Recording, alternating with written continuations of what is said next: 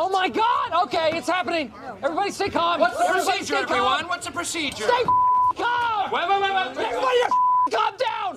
Hey guys, what's up? It's me, Pagey here, once again with another video, and this is my Legends of Tomorrow Episode 1 review. Now, this is actually part 1 of a 2-part pilot. Now, part 2 comes out next week. If I was CW and DC, I probably would have brought out part 1 and part 2 on the same night, made like a 2-hour special, but they do have the 100 Season 3 premiere straight after this, so I can understand why they didn't do a 2-hour special for it. But yeah, it ends on a bit of a how you going, but we got next week to look forward to sort of wrap out this like introductory phase of the show. So if you're going to enjoy the video, leave a like, leave any comments on what you thought in the episode, and subscribe if you're new. If you're new to my reviews, I recap the episode, then give my final thoughts at the end. So let's get straight into it. So the episode actually starts off in London in 2166, so 150 odd years in the future, where the second Blitz is taking place. Not too sure if they're going to elaborate on that, but we'll have to wait and see. But we see some soldiers shooting up some civilians. We then get to meet Vandal Savage, who ends up killing a boy and his mother.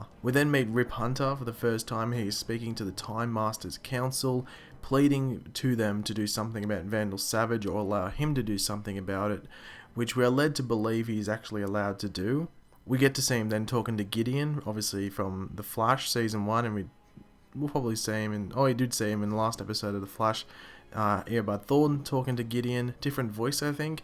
But anyway, they set to travel to Star City in 2016. We then get to see Rip Hunter go around and collect his team, doing so by like Men in Blacking them, I guess, you know, the thing they do in Men in Black, or like some form of stun, I guess you could say.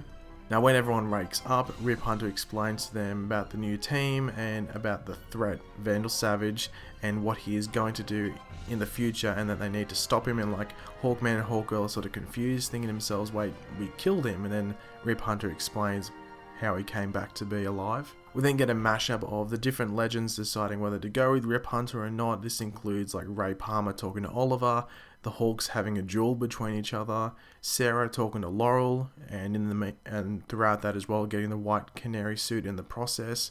We get Captain Cold and Heatwave deciding to join the group to actually be like time-traveling thieves, which will be pretty interesting. We sort of got that hint in one of the trailers that came out.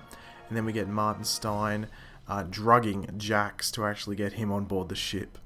So the legends meet with Rip Hunter and board his time ship, which is named the Wave Rider, which we had actually known beforehand. Now the first time area that the group are traveling to is actually St. Roch, I think they pronounce it, or Roche, one of the two, in 1975 to meet a specialist in Vandal Savage. Now as the Wave Rider leaves, this mysterious masked person appears, hunting down Captain Hunter or Rip Hunter, and he actually kills 2 civilians in the process who are apparently not integral to the timeline. So this might happen a lot in this show, where someone may die. We actually do see it later in this episode, where someone isn't exactly important to the timeline, so it doesn't really matter if they're put in danger or if they're actually just killed in the process. So Rip, Ray, Martin Stein and the Hawks go to meet Dr. Boardman, who is this specialist in Vandal Savage, and he actually recognizes the Hawks and had been studying them, and we're led to believe, oh, why is this?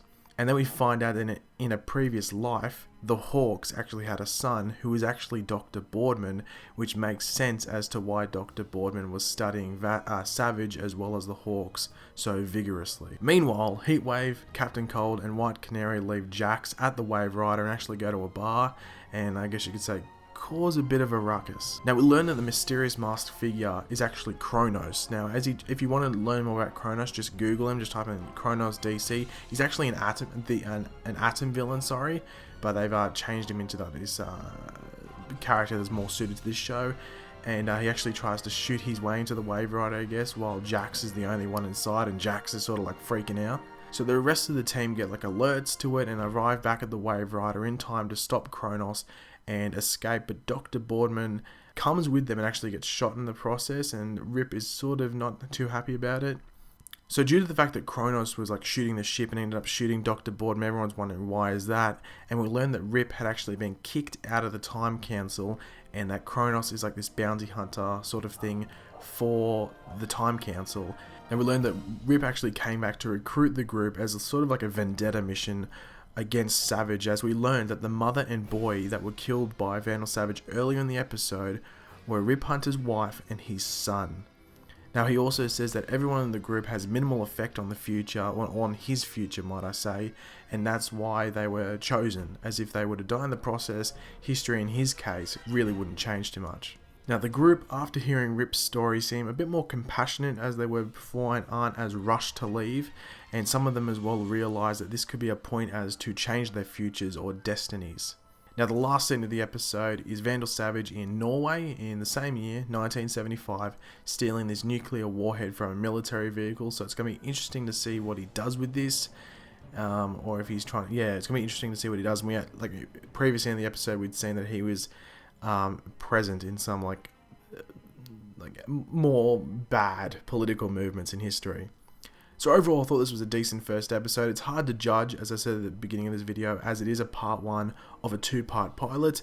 It's going to be easy to judge once we see next week's episode, but let me know what you thought about it in the comments section below. Leave a like if you enjoyed, and subscribe for more Legend of Tomorrow, Flash, Arrow, and all that good stuff.